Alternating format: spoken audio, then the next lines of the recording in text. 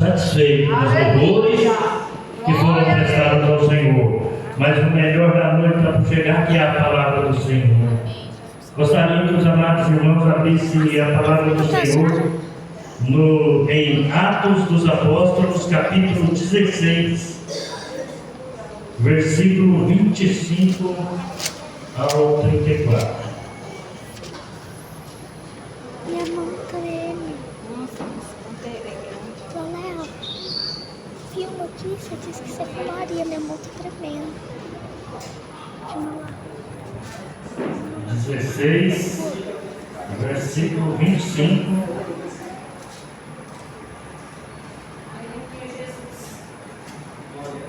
Todos encontraram?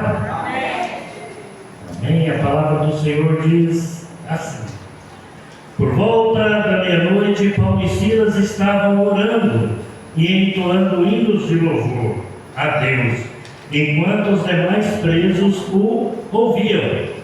De repente aconteceu um terremoto tão violento que os alicerces da prisão foram abalados. No mesmo momento, todas as portas se abriram e as correntes que prendiam a todos se soltaram. O carcereiro despertou do sono e, vendo abertas as portas do cárcere, desembanhou sua espada a fim de se matar, pois concluíra que os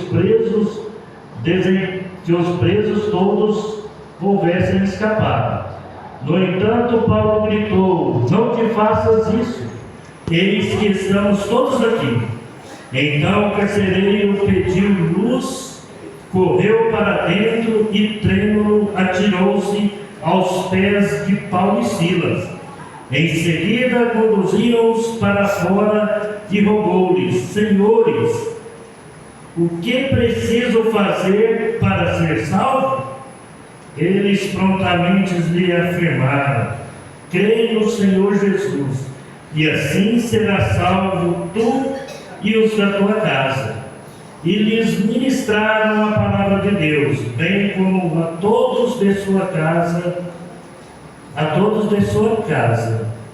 Naquela mesma hora da noite, tomando-se-os consigo, lavou-lhes os ferimentos e logo foi batizado, ele e todas as pessoas de sua casa.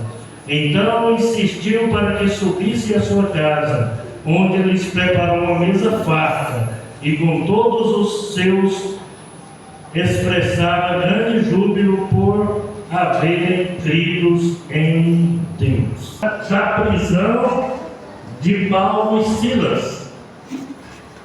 A palavra do Senhor fala que Paulo e Silas, como o ministério deles era levar a palavra do Senhor, e a palavra do Senhor fala que eles estavam na cidade de Filipos, pregando e anunciando a palavra do Senhor.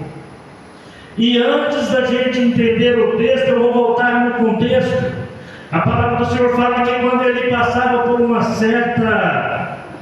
certo local, uma jovem olhava para ele e gritava que ali estava passando um homem, segundo o coração de Deus, que ali estava passando um homem que anunciava as boas novas, que anunciava a palavra do Senhor. E a palavra não fala quantos dias que Paulo ficou ali, mas todos os dias que Paulo e Silas passavam, aquela menina gritava anunciando que eles eram verdadeiramente homens de Deus e que estavam ali para anunciar o Evangelho e a palavra do Senhor. E Paulo ficou incomodado com aquilo, e como homem de Deus, ele teve a visão de Deus naquele momento, que aquela menina ali, ela sabia porque ela tinha um espírito de adivinha, e a palavra do Senhor fala que ela era escrava, e os donos ali dela, que compraram ela, tinham lucro através das adivinhações futuras que ela fazia. Então, quando Paulo repreende, ele ele vai passando, ele se sente incomodado e ele vê que ali tem um espírito que não era da parte de Deus, que era um espírito mau. E Paulo se sente incomodado e expulsa aquele espírito daquela menina ali. E quando o espírito sai dela, os senhores dela vê ali que ele obtinha lucro. A palavra do Senhor fala que ele obtinha lucro através daquelas meninas, daquela menina, né? E quando o espírito de adivinhação cai por terra ali, que ele é expulso através da oração de Paulo e de Silas, aqueles senhores pegam Paulo e Silas e apresentam ele perante as leis romanas. E quando ele chega ali, que ele vê que os seus lucros acabou, ele entrega eles às autoridades. E a denúncia que ele tem é que fala que ele trazia aquela palavra que não procedia para a fé romana, então eles foram presos. Aí vem a segunda parte, que é a parte do texto, que eles são açoitados, e quando os magistrados colocam ele ali no cárcere, no calabouço, ele bem apanhou bastante, e a recomendação para o carcereiro era que não deixasse com que eles fugissem. Era para ter uma observação maior sobre Paulo e Silas. Então, além dele ir para o cárcere, ficar preso no lugar mais seguro daquele cárcere, a palavra do Senhor fala que ainda amarraram troncos em seus pés. Além de preso e amarrado, chicoteado, humilhado, mas assim foi. E a palavra fala que por volta da meia-noite, Paulo e Silas oraram ao Senhor. E aquela oração ali, elas nos falam que ela chega aos ouvidos dos outros presos, também do carcereiro, e por volta da meia-noite dá um forte terremoto, que os alicerces daquele calabouço, daquele cárcere, daquela prisão, ele vem ao chão. E a palavra do Senhor fala que todas as portas se abriram. Não foi só as portas do cárcere aonde estava Paulo e Silas, mas fala todas as portas. E ali o carcereiro levanta, ali angustiado, porque a ordem que era para ter um tratamento especial para com aqueles dois. Mas o carcereiro ali não entendia que Deus lá do céu ouviu a oração daqueles homens. O carcereiro ali não entendia, mas ele pôde sentir, porque quando as cadeias se quebraram, ele viu o poder de Deus na vida daqueles homens.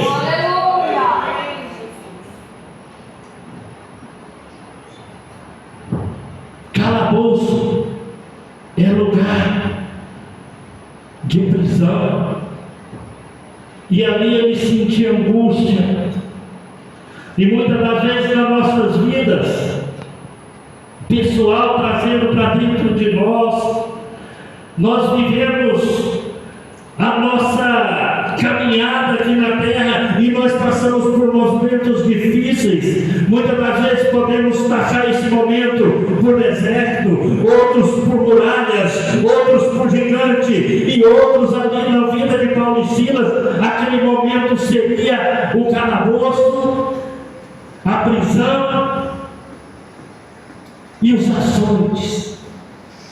E o mundo aí fora tem açoitado as nossas vidas, querendo tirar de nós a presença que nós temos, querendo tirar de nós a nossa confiança, querendo tirar de nós a nossa intimidade que nós temos com o Senhor, que nos garante a nossa vitória. Eu não sei qual é a prisão que te prende nesta noite. Eu não sei se essa prisão é falta de libertação. Eu não sei se essa prisão é um patrimônio que já vem rachado, quebrado, trancado, que vem sendo destruído pelo mundo aí fora.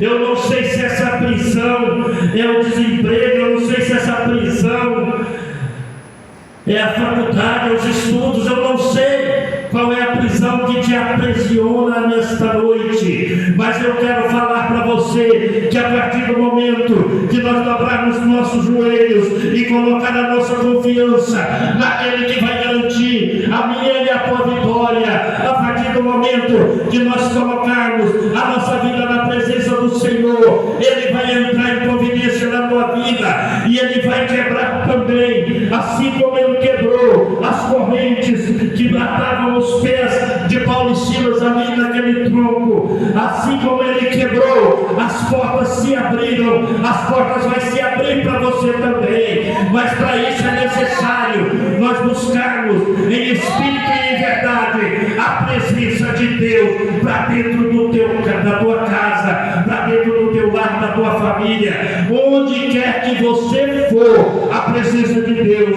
tem que ir acompanhando você, onde é que você passar, a presença de Deus tem que estar contigo na frente, porque quando a presença de Deus está na frente, ninguém pode impedir as mãos do Senhor de estar te abençoando. Davi não temia nada, mas ele temia ficar sem a presença do Senhor. Ele não temia gigante, nem urso, nem leão, mas ficar sem a presença do Senhor ele temia. E nós também temos que ser assim como Davi. Temos que ser como Davi. Na nossa vida tem um propósito. Hoje talvez nós não entendemos. Talvez nós estamos passando por dificuldades, por aflições, por provações, porque nós somos provados sim a cada dia. Quando nós levantamos a mão e aceitamos Jesus como o único e suficiente Salvador, a palavra do Senhor não fala que a nossa vida vai ser um mar de rosa, mas a palavra do Senhor fala que com Deus nós vamos vencer e vamos vencer sempre. Então quando nós aceitamos, não é que a nossa vida vai ser um mar de rosa, mas nós podemos confiar que do nosso lado, lado a lado com nós aqui, está o Senhor para nos dar força para vencer cada prova e descansar. Porque quem promete e quem garante é Deus. Quem promete e quem garante é Deus. Quem passa por provações passa assim. Quando eu saí lá da Pilar Gold, nós fiquei aproximadamente 4 meses desempregado e mandava os currículos e nada acontecia, mas a gente não desistiu e depois de 4 meses veio a proposta de serviço, que foi lá na RD onde eu estava trabalhando até um mês atrasado, que teve os empregados de novo, mas não adianta a gente vir aqui na frente e falar confia, e a gente não confiar. Da outra vez, a gente via passando assim, e Deus escolheu o melhor para mim. E dessa vez, eu creio que vai ser da mesma maneira.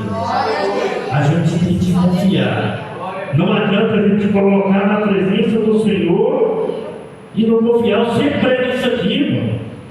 A gente vai ficar preocupado? Fica preocupado sim. A gente fica preocupado, porque as contas não param de chegar.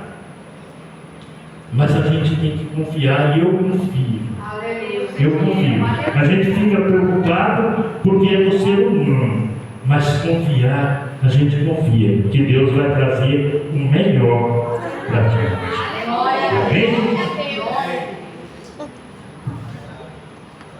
Paulo e Silas aqui, ele foi tão audacioso, tanta coragem, que quando ele foi preso por uma injustiça, ele fez o bem de tirar o espírito do mundo e foi tratado com mal, que ele foi preso, açoitado, né?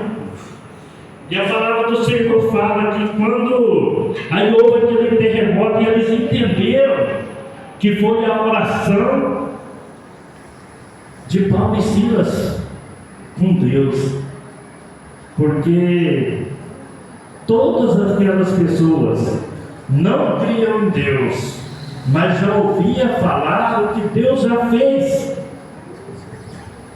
Então, quando os alicerces ali se abalaram, as portas se abriram, a palavra do Senhor fala que os magistrados, no outro dia cedo, manda lá no cárcere falar para o carcereiro soltar Paulo e Silas.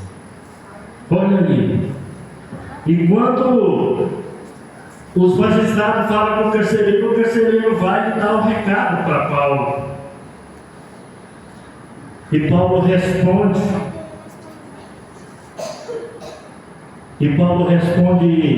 Que não. Que se para libertar eles, o próprio magistrado tinha que ir lá falar pessoalmente com ele. Olha, apanhou, ficou preso, foi solto, mas não quis. E a palavra do Senhor fala que aí depois os magistrados vão lá pessoalmente e solta Paulo e Silas. E como eu falei, né? Tudo na vida tem um propósito. Qual foi o propósito de Paulo e Silas passar pelaquela situação? A salvação do carcereiro, da família do carcereiro e dos presos que estavam lá, que ouviu e viu o milagre acontecer. Foi uma salvação coletiva. Então, para toda a nossa vida que tem um processo, mas para isso a gente passar pelo processo para algo maior. Quando Jesus passa pelo Calvário, tem um propósito, que é a nossa salvação. Para isso ele teve que também ser açoitado. Então muitas das vezes nós passamos por algo aqui na terra